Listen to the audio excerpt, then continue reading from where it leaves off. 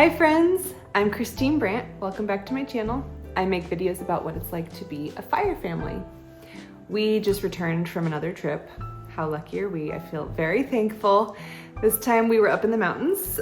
We take an annual trip to the Eastern Sierras, usually in the summer. This year we're doing it a little differently. We're going in May and September, so like pre-summer and post-summer.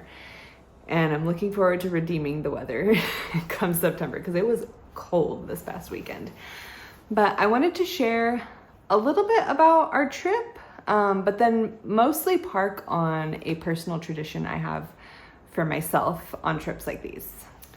So my husband's old engineer and his wife graciously invite their old crew up to this area in the Eastern Sierras, and anyone who's available gets their own cabin. We kind of do our own separate things as families in the evenings, and then we spend the days together. And it's really sweet. We try to make it work every summer. We don't always stay in the exact same location, but the general area. So you'll notice that I don't actually have a ton of footage to share of this trip, and that's because of the personal tradition I'm going to share with you, which is that I like to take a break from my phone when we're in the Eastern Sierras every summer. I've been doing this for the better part of 10 years now, and it is now like an essential part of my annual soul care rhythm. So you as a firewife might find this interesting, might find it helpful. It's one of the ways that I manage the stress of our lifestyle, is by having these annual rhythms of rest and refreshment. So, like I said, I take a break from my phone. I used to literally turn my phone off and put it away for a whole week. Through the years, that's become a little more difficult, not because it's like less appealing. I actually love being phone free when I can. But the vibe of the trip has evolved through the years. John and I used to camp before kids, and so it was really easy to be in this remote place that didn't have reception to just power down the phone. But we're in our glamping era, our cabin era with young kids. I'm not brave enough to tent camp yet. Maybe once everyone's out of diapers and cribs. As this trip has become more social and we have joined up with other families and added more kids to the mix, it's just gotten a little harder logistically to get space from my phone. For one thing, people want to communicate. And so I find myself texting at the beginning of the trip, like, I'm going into low power mode. If you need the Brandts, contact John. And people are pretty understanding of that. But you know, we want to communicate, we want to document the trip. And also the vibe of the trip has changed. Like I said, we used to camp and it was really remote and easy to unplug. But now as we've had kids, even though I'm all for reducing screen time, like in day-to-day life for my children, I've also accepted this other camp of thought, which is that it's really nice to just take a parenting break during vacation. So we let our kids watch movies on vacation. They get more screen time on vacation if they want. Of course, if they prefer to go play outside, that's awesome. But because we've reintroduced screen time in that way and more socializing and more little luxuries by staying in a cabin, it's harder logistically to put my phone away. So all that to say, I don't always get to just turn it off for a whole week anymore, but I still can distance myself from it. So this trip in particular, I put my phone away for about 48 hours, and it was glorious. It was awesome. No notifications, no distraction, no interruptions, just like the normal ones from toddlers. And I want to dive into what that's like for me. So one way that my phone-free period was different this year than it usually is was the transition back into connection. I hate to say it, but the formula didn't work quite as beautifully this trip as it usually does.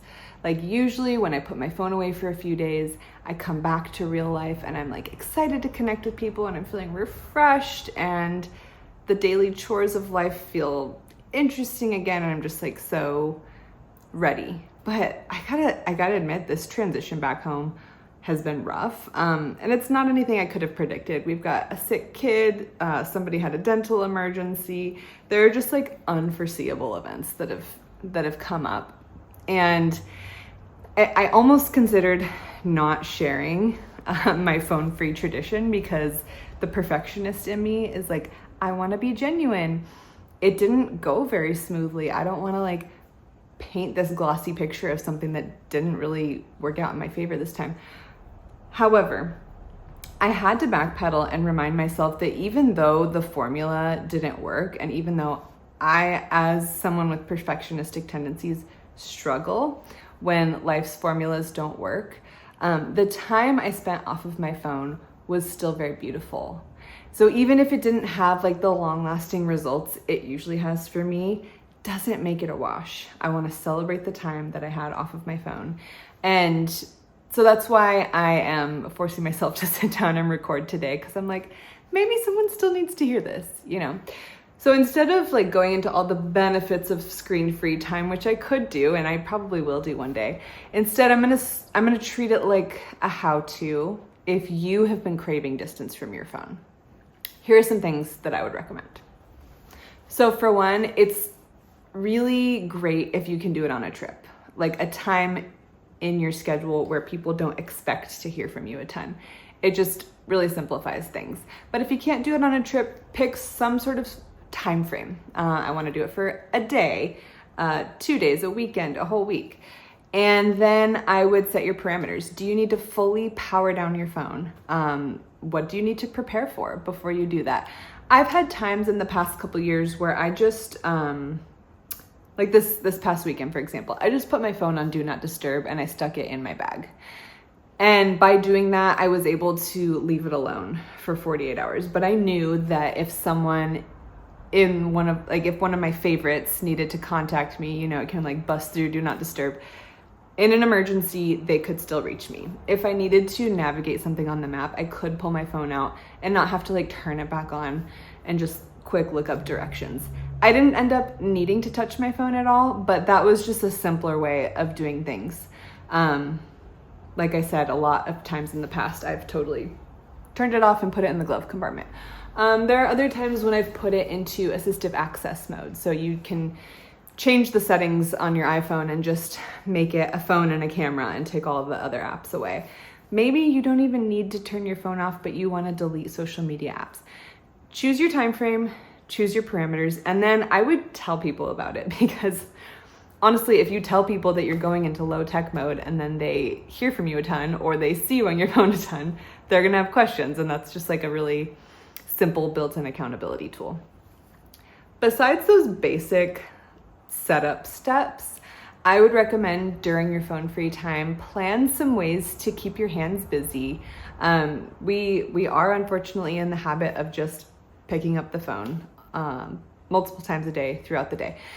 So I would think through like this amazing analog movement that's happening in 2026, and just choose like your analog basket. For me, I brought a craft on the trip for myself. I brought a bunch of crafts for the kids that I participated in, tinkered with. I brought a book. I brought snacks and drinks that I was interested in. Stuff that you're excited to spend your time on that might be accessible to you in daily life, but because of the distraction of phones, doesn't happen like quickly. Like, I always want to sit down and read a book, and I often do, but because of our hyperconnectivity, I'm always needing to like first answer a message, then put my phone on, then start reading the book. During this screen-free week, you can just read your book. It's really nice. Anyway, bring stuff to keep your hands busy. But then my next pointer is, it's gonna like flip the script, is to create space. Because even if you bring all of the fun analog activities, there will be a difference. You will feel a difference. The dopamine doesn't hit as quickly with analog activities. And you might experience some boredom, some depression, some sadness, some loneliness.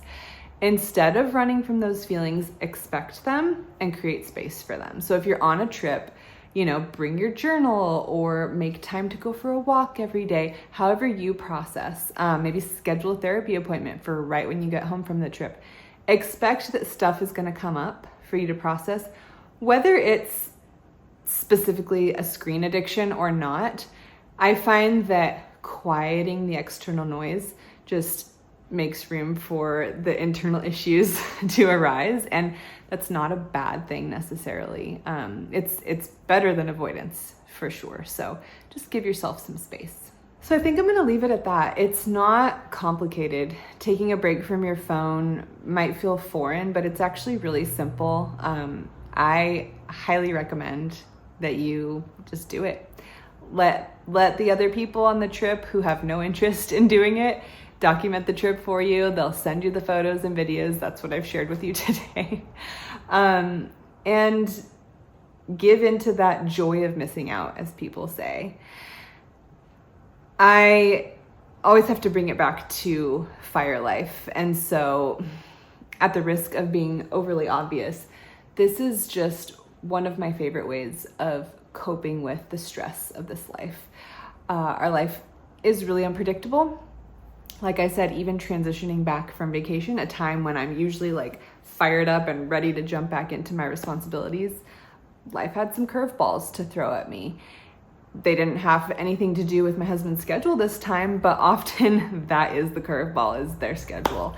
And so just inserting some routines that might not be able to happen every week, but can happen on a monthly, quarterly, even annual basis is a great way to manage the stress of fire life. And for me, it's always going to come back to slowing down, doing less on purpose. And even though our homecoming wasn't as calm as I expected or hoped it would be, I know that life will calm down eventually. Like, what goes up must come down. And when it does, this break from my phone has given me fodder. It's given me like mental inspiration to reminisce on how beautiful it was, to just be present, to not be interrupted, to have conversations with other adults, and to not be distracted by a screen, to sit down and play with my kids, to enjoy nature together. So I'm gonna hold on to this tradition, and I hope you've been inspired to consider it for yourself. I would love to hear from you. What other ways do you tend to your soul? Do you have any rhythms that you practice on a semi-regular basis that help you manage the stress of fire life? Leave a comment down below.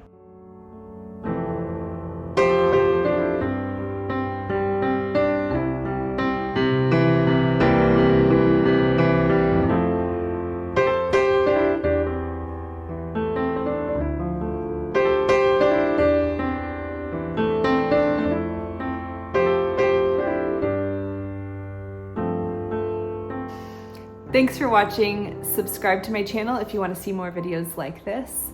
I'll see you next week. Bye, friends.